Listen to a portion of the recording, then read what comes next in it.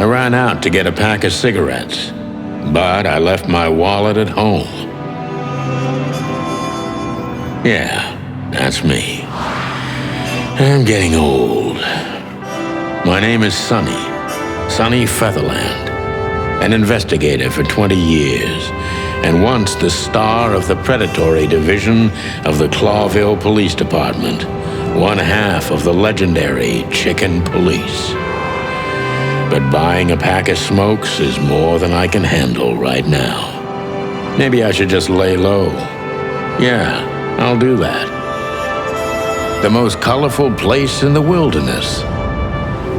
For all the gods, what bullshit. The last clucking color left this city years ago. And slowly I'll turn gray too.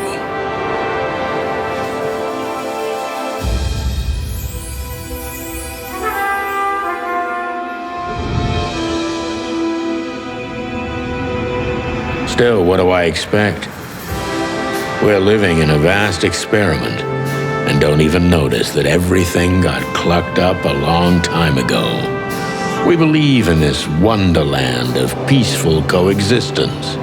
Wolves and sheep, chickens and hounds. Yeah, sure, why not? It's just ridiculous. The dog eats the chicken. It's in our nature. I'm not propping up the illusion anymore. 121 days, and it's over. Retirement.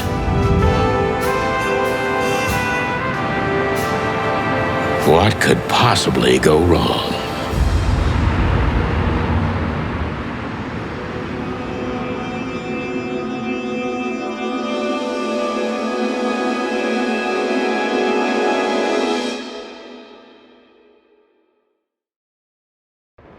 Crap. My office lock is a piece of shit if a dame can pick it. She stood in the darkness. The light painted stripes on her body. It whispered secret little things that were never there in the first place. But she was no zebra. Reality was just a light switch away. Elizabeth or Charlotte? I was sure she'd have a sophisticated-sounding name. She had a bygone look in her eyes, older than this ancient building, and perhaps the whole city itself. Or maybe I'm just drunk. But she was the first womanly thing in my place for a long time, so I had to give her a chance.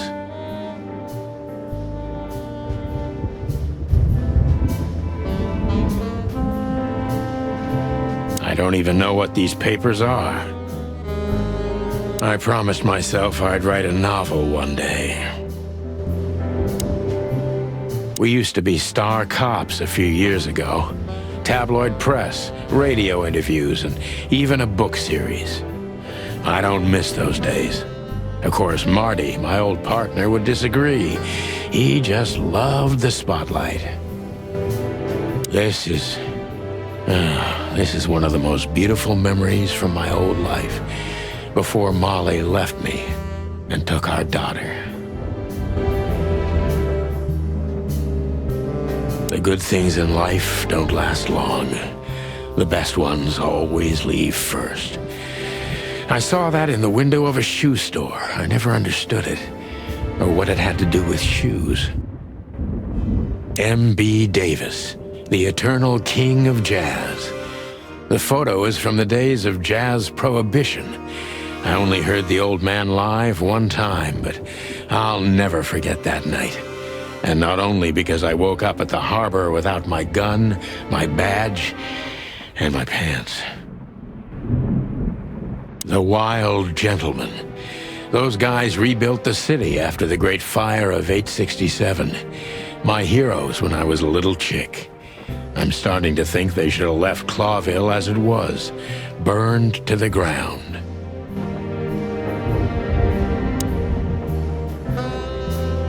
I wanted to travel the world when I was a kid, but I think I'm gonna end up dead in here whether I like it or not. I don't see colors anymore, only emptiness. Everything faded. I need another drink. books I'm never gonna read. Maybe nobody ever has.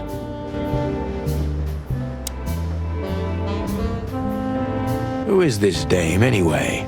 And what the cluck is she doing in my apartment on New Year's Eve? Let me introduce myself. My name is Deborah, Miss Deborah Ibanez. You're mistaken, ma'am. Oh, really? Please enlighten me, Mr. Featherland.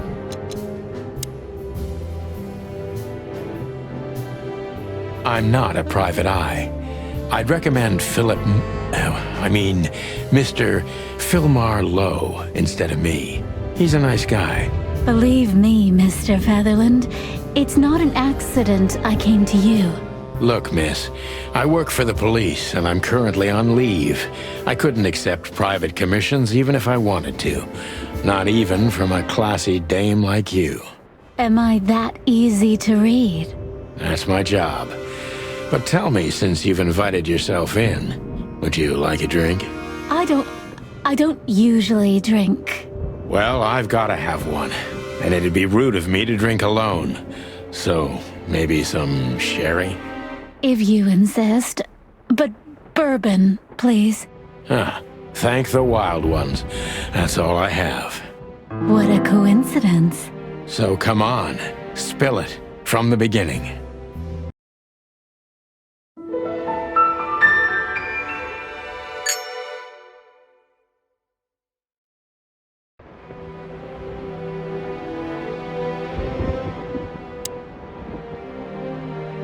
That's better. Now, if I understand correctly, your mistress is receiving threats. What kind of threats, exactly? It's a very strange matter. First, there were letters. Then it came printed on a wine bottle's label, sent as a gift. Then carved into a brick, thrown through the window. And finally, they painted it on the wall of the house in giant red letters. I think it's time to dig a little deeper. If you don't mind, I'd like to ask you some routine questions. Please, that's why I'm here.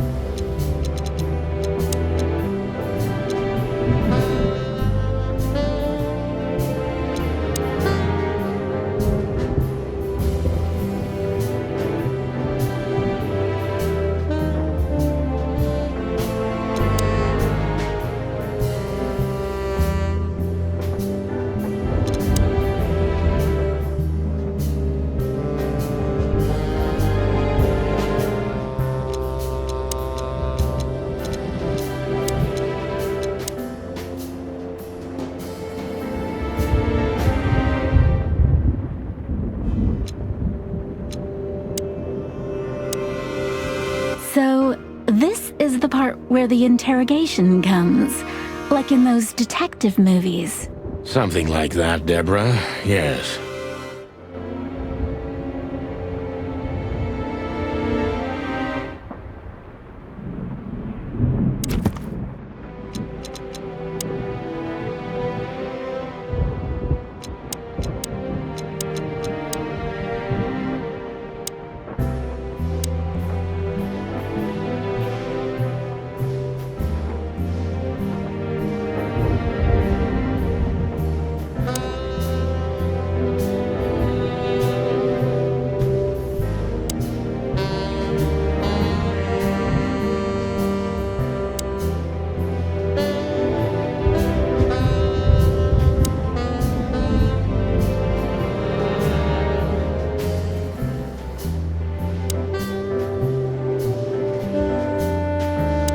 I must be cautious and smart.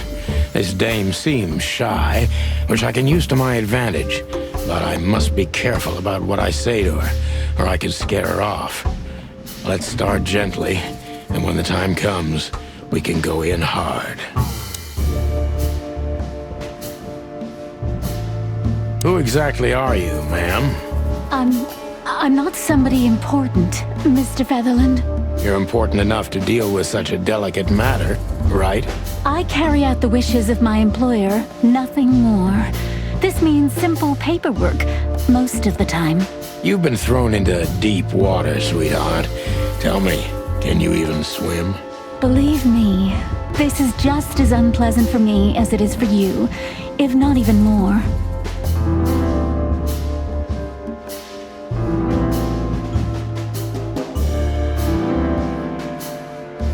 Tell me, which part of the city do you live in? Calavera Hills? Flowerville, maybe? Look, I don't want to answer that. I'm here on behalf of my employer, and not on personal business. Fair point, Deborah. Let's try a different approach.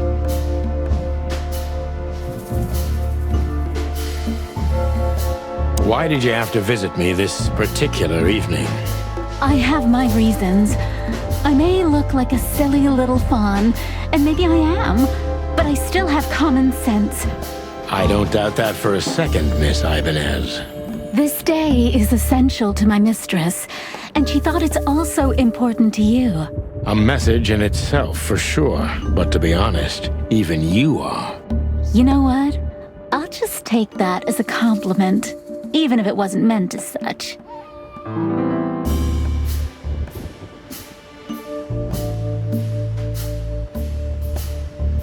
Were you born and raised in Clawville? Why do you ask? I couldn't think of anything better. Well, I'm not from around here. I'm from Grassmore. Maybe you could hear I have a slight accent. Do you know where it is? Where what is? Grassmore, of course. You just asked. Oh, that. Don't worry about it. I'm not interested. Huh. Do you like to play with other animals? Oh, for the wild ones. Am I that transparent? I'm afraid so. Well, I'm a little rusty, it seems. Let's change the subject, shall we?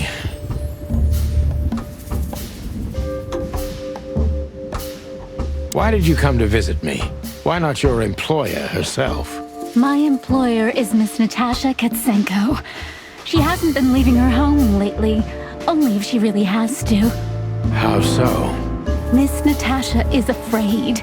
She's scared because of those unwanted messages, and everyone knows who she is. So she's that kind of woman.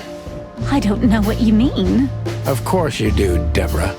Thank you, by the way. We're finally getting somewhere. We avoided the point long enough. Deborah's hiding something, no question. Let's focus on that.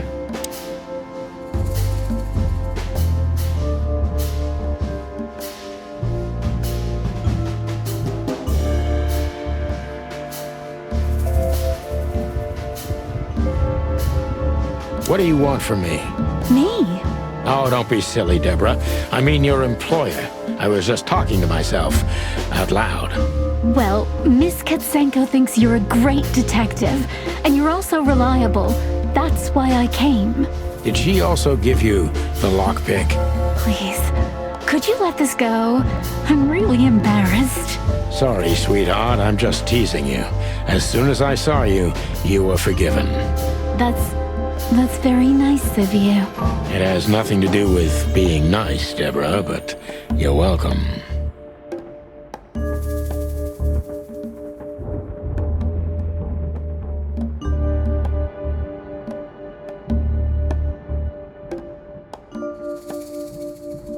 Don't you think this whole thing is a little suspicious? Look, Santino, I'll explain everything. I have no doubt about that. You look just the type, sweetheart. No offense. I'll take that as a compliment. Or maybe I'll act like I haven't heard it. You see, we're starting to understand each other.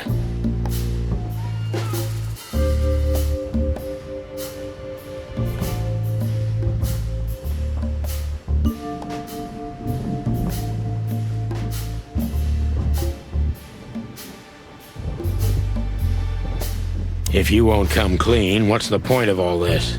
But, Mr. Featherland... I'm sorry, sweetheart, but I'm way too old for this game. Please, just think again. For me and my mistress's sake. Tell me, Deborah, why should I believe you at all? Because my mistress trusts you. Should that be enough?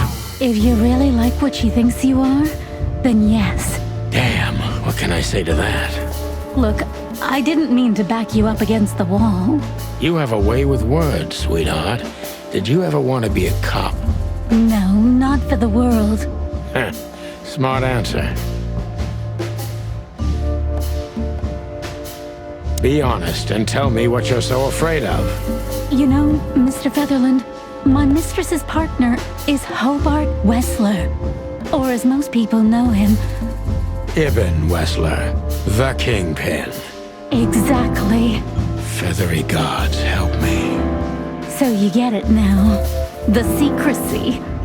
To put it mildly, I think I understand it all. Wessler. This little piece of the puzzle changes everything.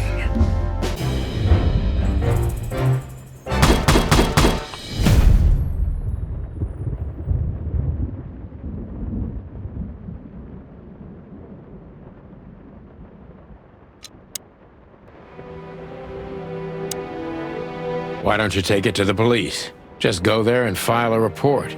Photos, flashing lights, fingerprints, you know the drill. The evidence is very clear. Even a moderately talented detective could easily wrap this case up. Or just try the phone. 555-111. Please, take a look at this. Well, okay. Let's see.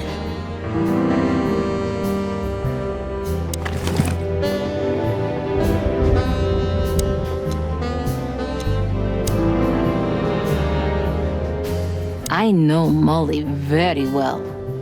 Please note this when deciding whether or not to accept my assignment. Miss Ibanez is a trusted friend. Treat her as gentleman. N. I know... I felt like I'd been hit on the back of my head with a blackjack. Reality tilted. Molly. Good gods.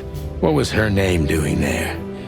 I glanced at the opposite wall with the well-worn picture frames. Like an eternally dark hole in the wall. A missing piece. She was wearing a light silk dress and singing a lullaby. The waves caressing her beautiful long legs. Why Molly? Why now? Mr. Featherland? Santino, are you all right? What the hell is this supposed to mean? I don't know anything, Mr. Santino. My mistress told me to give this to you. She said you'd understand. Don't you? Oh, of course I understand, Miss Ibanez. I get it very well. But this case is becoming more and more confusing. It's starting to look like blackmail. Blackmail? Don't play innocent with me. But... All right. When can I visit? Visit? Me? Not you. Miss Katsenko. Oh, yes. You can find her at the Tsar Club. Didn't you tell me she's not the social kind? That she's especially unsociable? Or does she only like loud and crowded clubs? No, she's really not like that. But she owns the place. Judging by the flyer, it must be a very busy club, especially on New Year's Eve, right? I'm sure you'll have no trouble finding Miss Katsenko, but there's one small problem, Mr. Featherland. Let me guess. Mr. Wessler better not know about my visit. Exactly. How did you know? 20 years experience, ma'am. Oh, and please, call me Sonny. It was a pleasure to meet you, Sonny. I'll talk about the rest with Ms. Katsenko in person. A good friend of mine would be happy to take you home if you'd like. I'd appreciate that, Sonny.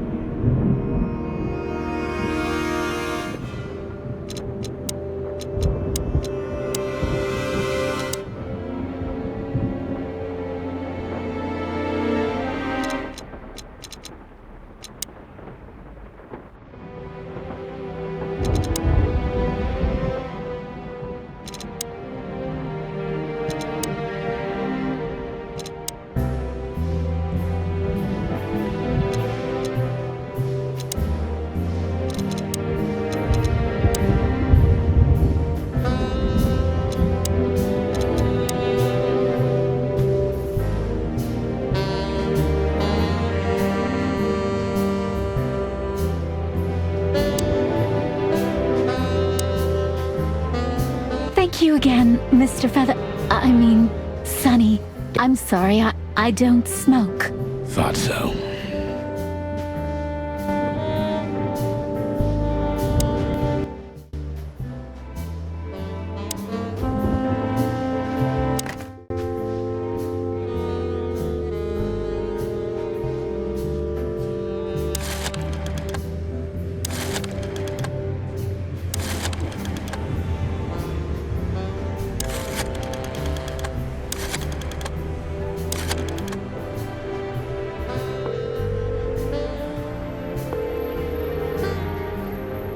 Hey, Lewis. Am I bothering you? No. Of course not, Sonny. Old friend, what's up? Could you come over? I've got a favor to ask if you're not busy. For you, anything. Just a minute. Lewis arrived a few minutes later. He lived in the rooms above, so it wasn't difficult getting here, not to mention that he's a rabbit. It was a quick hop. The Atlas Hotel was his inheritance. It was once a well-renowned place, but not anymore. The last economic crisis ruined it, and now, besides me, he was the only resident of this enormous place.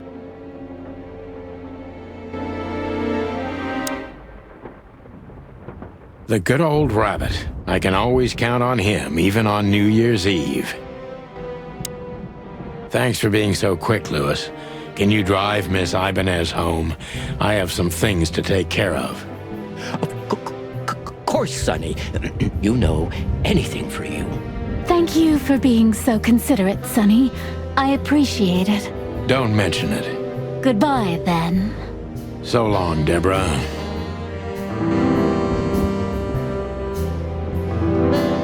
I need to grab my stuff first.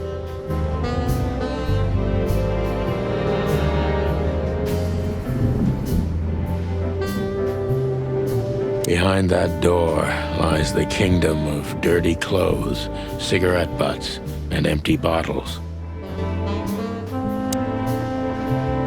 My wallet and my badge. The wallet is real, the badge ain't. Chief Bloodboil took mine, so I got this one out of a pack of cornflakes, just in case. My last cigarette. You're lucky I don't have a light, pal. She doesn't seem so dangerous that I need to grab my gun, but you never know. Before I visit the club, I have to take a detour. I've got a feeling that this case isn't going to be a one-man job, and there's only one bird in this city I can trust, my ex-partner, Marty. He's going to be at the station. I can only hope he'll be willing to talk to me.